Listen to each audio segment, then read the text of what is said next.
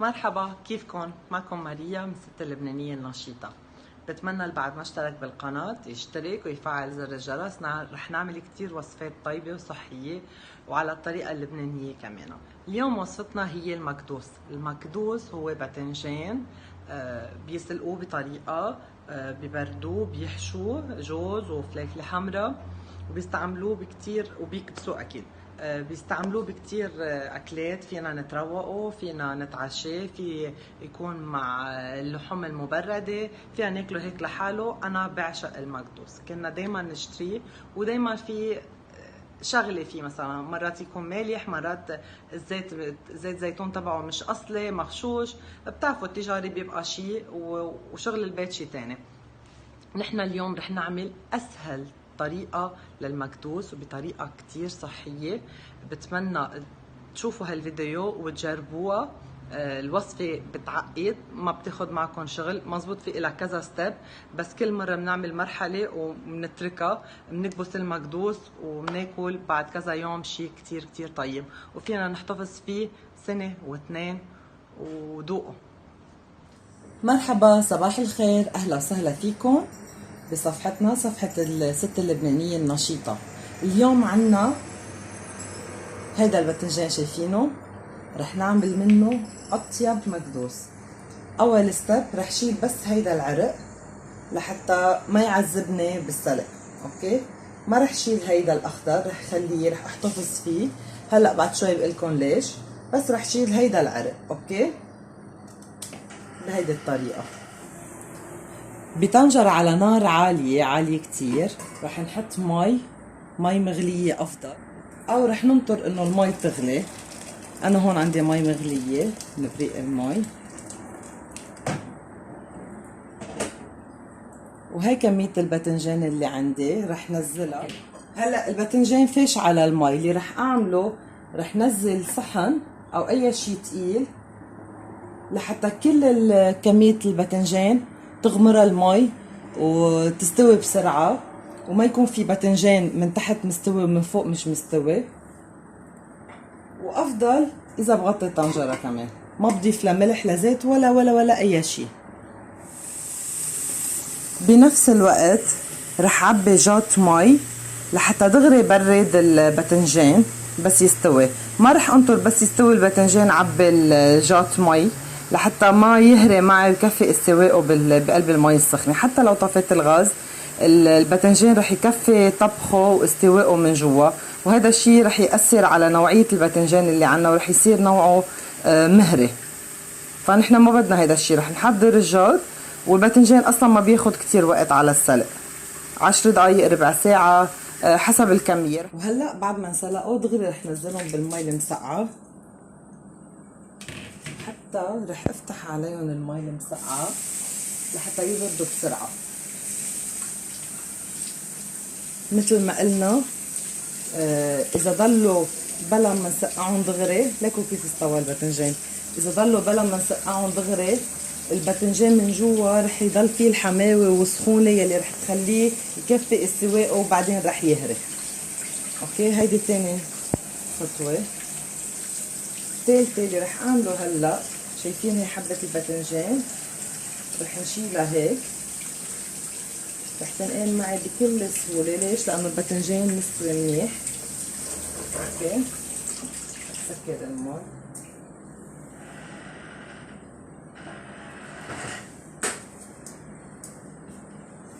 رح نشيلها هيك، شوفوا كيف بأي سهولة رح تنقام.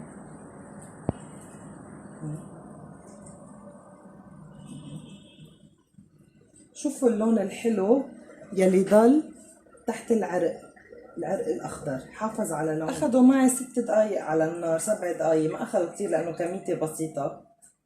أنا بس عم فرجيكم إذا حدا بده يعمل أو يجرب لأول مرة ويكون كميته مش كبيرة لحتى ما يتورط ويجيب 10 كيلو ويزبطوا او ما يزبطوا معه، جربوا بكيلو. انا هيك عملت اول مرة او اول سنة تجوزت فيها وعملت، وبس حبوا جوزي صرت دايما اعمل. شايفين بأي سهولة بتنقل. هيدي اخر حبة.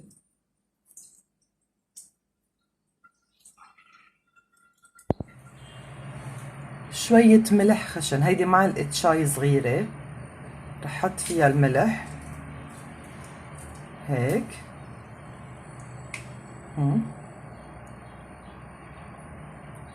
وحطها فرجيكم كيف بمصفاية. الشق اللي عملناه، هيدا الشق اللي عملناه يكون لميلة برا. اوكي، رح اعمل بعد وحدة. هيدي الباذنجانة شق من هون، مش من فوق، من هون، وبنزل فيه، ما بنزل لتحت بس لهون.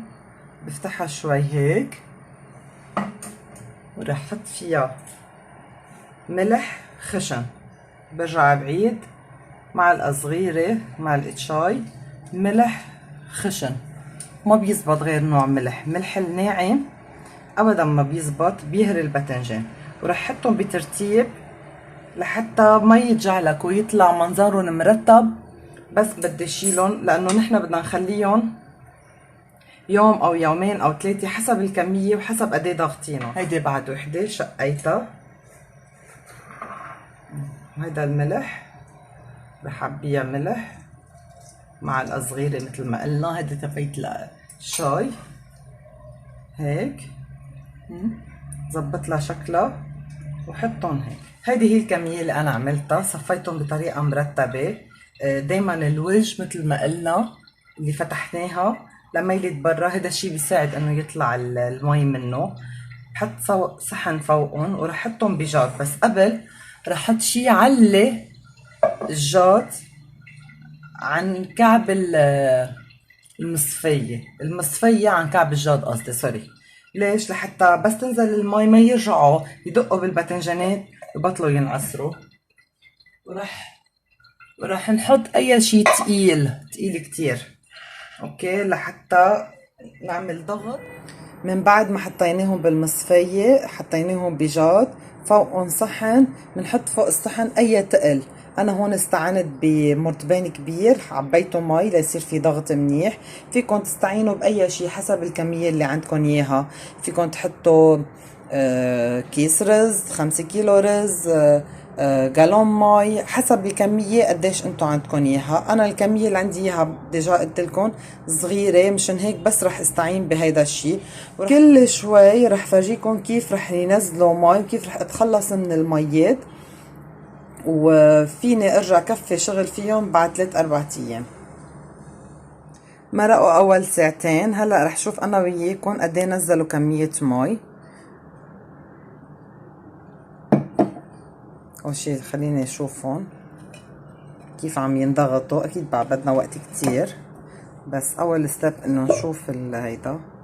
ليكوا المي اللي فيهم، ليكوا قديش بس بساعتين تقريبا او هيك شي نزلوا كل هالكمية. وبعد رح ينزلوا كتير. من بعد ما تخلصت من المي رح رجعهم على الجاد، ارجع اكبسهم، بعيد هالحركة 2 أو 3 بالنهار. وهلا رح نحضر الحشوة سوا. اول شي عنا فليفلة حمرا حلوة، رح نقصها.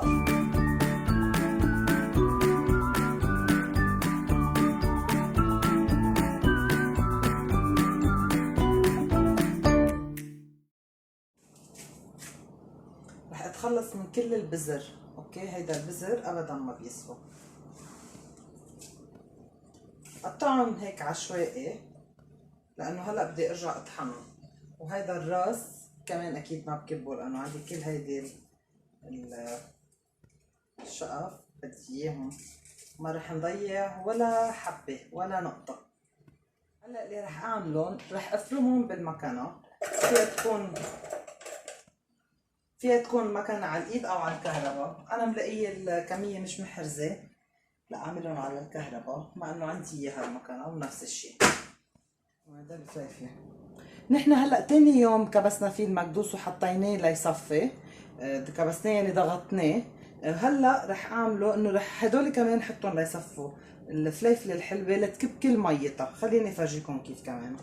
هي الكميه رح نزلها دغري، شوفوا كيف فيها مي. هذه كلها بدي اتخلص منها. وبكره لبين ما يكونوا نشفوا مية المكدوس بيكونوا هن كمان نشفوا. بس اكيد رح احتفظ فيهم بالبراد لانه هدول مش بس بيلقطوا غبرة من المطبخ ونبابة مفتحة، كمان هول بينتزعوا بخم. رح فرجيكم دغري دغري قد ايه نزلوا مي. هالكمية وبعدها عم تنزل، يعني بدي احطهم على القليلة 24 ساعة بالبراد لحتى تصفي ميتها على الاخر. وهلا رح نحضر حشوة المكدوس يلي هي عبارة عن جوز والفليفلة الحمراء اللي قطعناها وحطيناها لتصفي امبارح، وثلاث او اربع حصوص ثوم. انتم فيكم تزيدوا او تخففوا الثوم، هذا الشيء بيرجع لكم. اول شيء رح اعمله هذا الجوز لانه هو حبه كامله، رح اقطعه عشوائيا هيك بكل بساطه. كميه الجوز اختياريه بالنسبه لنا، عفوا ما بنحب الثوم فيها كثير ظاهر. حطيت انا بس 3 فصوص ثوم، فيكم تحطوا 4، فيكم تحطوا 5، 10 حسب انتم كمية الباذنجان اللي عندكم اياها وعينكم ميزانكم. اوكي، رح اقطعهم قد ما فيي صغار ورح زيدهم على كمية باقي الحشو. هلا رح ملح، اكيد ملح خشن كمان مش كتير، ورح اخلطهم.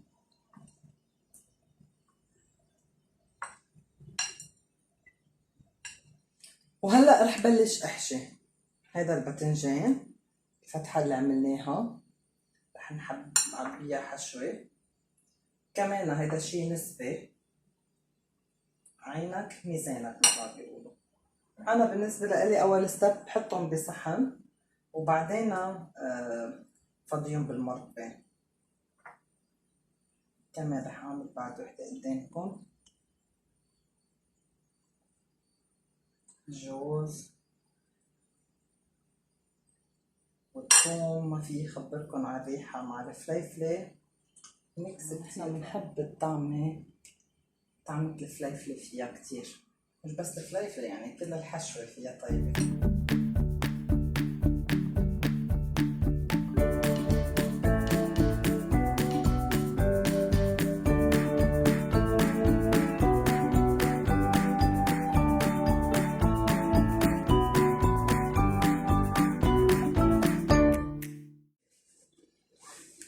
وهيدا المرطبين انا مغسلته منيح بمي وصابون ومعقمته، يعني غليته بالمي لمده 5 دقائق وتركته ينشف لحاله، ما مسحته انا ابدا ولا نشفته. وهلا هيدي الحبه اللي انا نظفتها من برا ما بقى في عليها شيء هيك، رح جرب نزلها تنزل جالسه. في يكون الفتحه اللي عملتها هاي لميلة جوا كمان بيكون احسن. شايفين شو قصدي؟ بيطلع المرطبين من جوا نظيف. رح كفي كل الكمية. هلا اللي رح اعمله رح اعبي المرطبين بزيت زيتون، نحط شوي شوي، ننتبه لانه يمكن يفور. في ما رح اعبيه على الاخر، بيكون في فقاعات هواء، شايفين كيف عم تطلع؟ فانا بدي انطرها كل 5 دقايق او 10 دقايق. شايفين هون كيف؟ هلا بكم اياها، شايفين هون؟ رح اعبي محلهم زيت، فانا رح انطر عليهم شوي وكل شوي بلاقي لها المرطبين نقص رح ارجع اعبي محلهم زيت زيتون.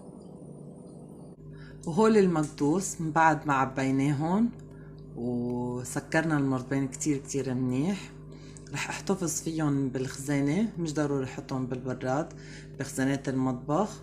بنصحكم تجربوا هالوصفة اللي كتير كتير طيبة، وصفة لبنانية أصيلة كتير صحية، زيت زيتون شي روعة. بتمنى اسمع كومنتاتكم وتعليقاتكم، وما تنسوني باللايك. معكم ماريا ست اللبنانية النشيطة. باي.